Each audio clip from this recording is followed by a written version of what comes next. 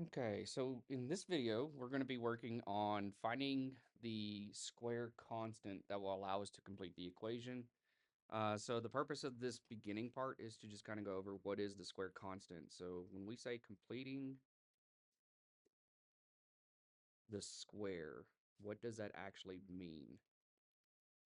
So in the problem here, we have x squared plus 2x minus 31, and that is equal to 0. And what we'll see here in this problem, when we say complete the square, we need to have the quadratic term, we have to have a linear term, and our constant term is not a perfect square. So what we want to do is complete it so that it is a perfect square value.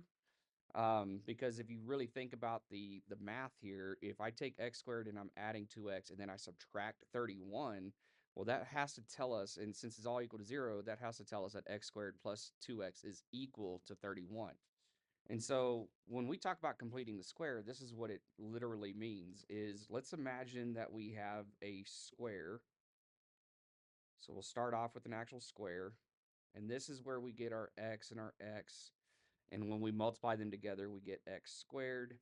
And then we're adding a linear term. So let's call this um, the height of it is also x, and the length of it is 2. So this is 2x.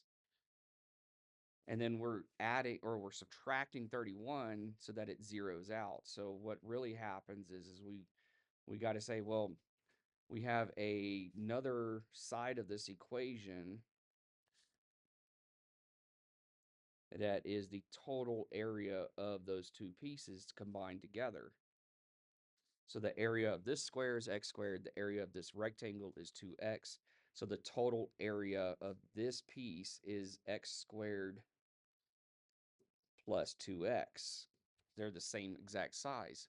Well, as you can see, this is not an actual square. And so here's what we mean by completing the square. What we're going to do is we're going to take this x squared, we're going to repeat it down here. So we can see that graphically we have the exact same item. And then we're going to take the 2x piece, we're going to cut it in half. So we're only going to focus on this piece, and we're going to add it to here. And then we're going to add the other piece down below it. So overall, we still have the same amount of area in this case here. So we had 16 squares. I have 8 squares. So I have a total of 24 squares.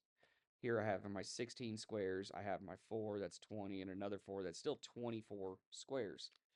And so what happens is when you take half of your linear function, you'll end up seeing that it creates this little bitty extra square down here. And so when we look at this piece, we still have the length of this is x and x, so that's still x squared. This piece is now, instead of 2, it's now 1, and this piece is now 1. And so you end up with 1x here and then 1x here. So we still have our 2x from the equation.